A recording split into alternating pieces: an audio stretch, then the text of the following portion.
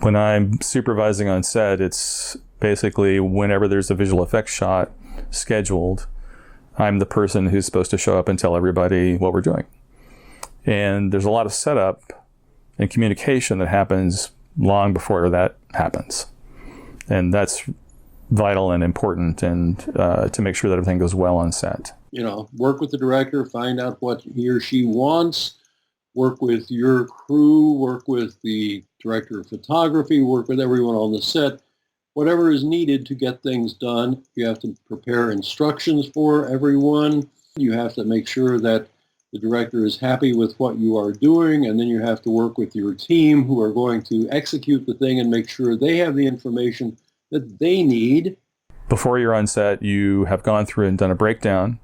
You've had discussion with the producer and the director about your approach for getting some of these things done. Eventually you have a breakdown that everyone's agreed upon, and you've started putting it on a schedule for how it's going to be shot, when you have to be there. Because going to set is all about being very organized, on time, and making sure you're getting the data that you need for post. Everybody's in the same mindset. You've had a talk with whoever's going to be on set with you beforehand. Everyone knows their job, what they're responsible for.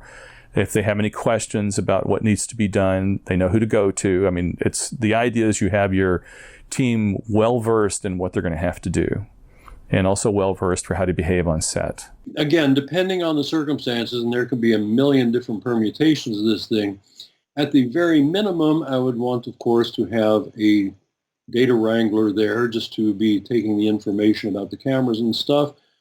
I would usually have a fairly small team, but if I've got some particular situations where, for example, if we're doing a lot of motion tracking, things like that, motion control, again, it's my job to supervise that and make sure that it works.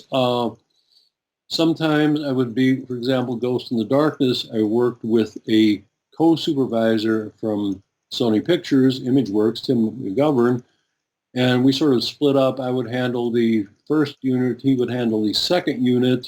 You have to be very, very sensitive to the people on the team, and you have to be very sensitive to the rest of the regular production crew to make sure that we all fit in very smoothly with the work that needs to be done by everyone else as well as us.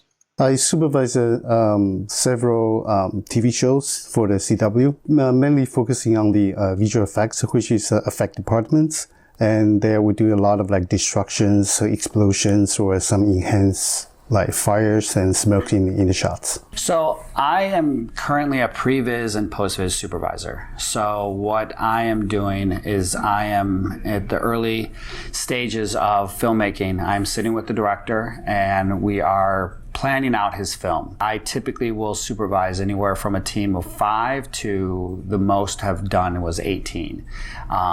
And I am making sure that we are producing shots at a rate that the director can kind of use us as a sandbox to bounce ideas around. Set the priority for each shot, and then we break it down to what needs to be done and finding the right talents in the team to tackle the task. Everything that needs to be done like pretty fast, pretty quick. So just for instance, just kind of like if someone that actually doing the task and they are facing the obstacles, we can actually find some seniors or even myself just sitting down to actually just helping them to guide them through, develop their skills, and also at the same time to try to deliver the shots. There's a lot of different aspects to my supervision. One, I am still actively on a box. So even though I have a team of artists that are in some aspects more talented than I am at this point, but on the other aspect, I have a knowledge base of 20 years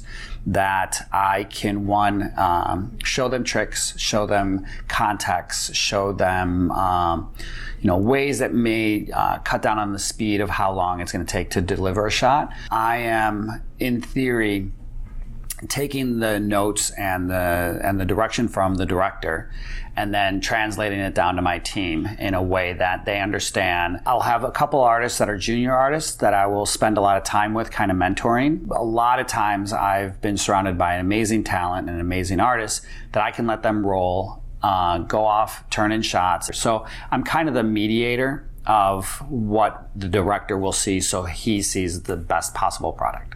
All right, so now that we've heard a bit about how our experts supervise, here's my take on how to go about supervising on set. If you are working on a small project where the only person involved in visual effects is yourself, you need to make sure you are within the vicinity of the key people that you need to communicate with regards to a visual effects shot, namely the assistant director and assistant camera. Sometimes you'd even be interacting with the director and DP themselves, but if you did your homework properly, you would already have gone through all the important communications during pre-production. Again, it depends on the scale of the project.